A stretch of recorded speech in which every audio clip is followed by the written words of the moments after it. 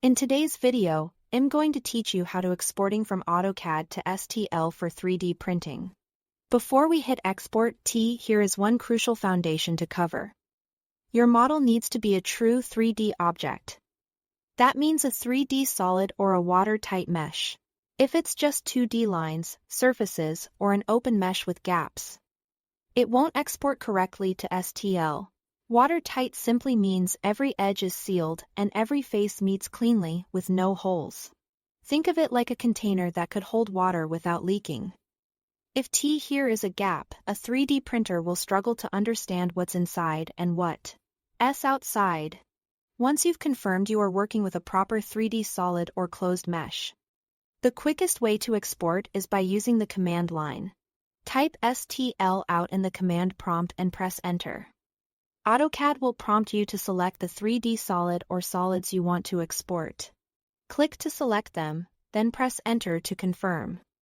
Next, AutoCAD will ask whether to create a binary STL file. Type Y for yes. Binary STL produces the same geometry as a SCII, but it's significantly smaller in file size and faster to handle in most slicers, which is why it's the recommended choice. Finally, choose a file name and a save location, then click Save. That's it. The STL is ready for your slicer or 3D printing workflow. If you prefer using menus instead of commands, here is an alternative that gets you to the same result. Click the Application menu, the big A in the top left. Then go to Export and choose Other Formats in the File Type dropdown. Select lithography.stl. Follow the prompts to select the object you want to export. Then proceed to save. Whether you use the command or the menu, the output is the same, an STL file your slicer can understand. A couple of final checks help ensure a smooth print.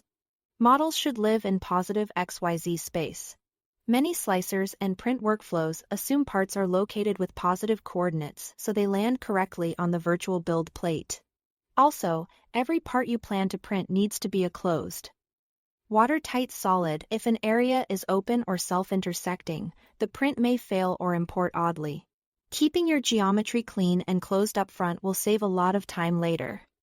That's all to it. Thanks for watching.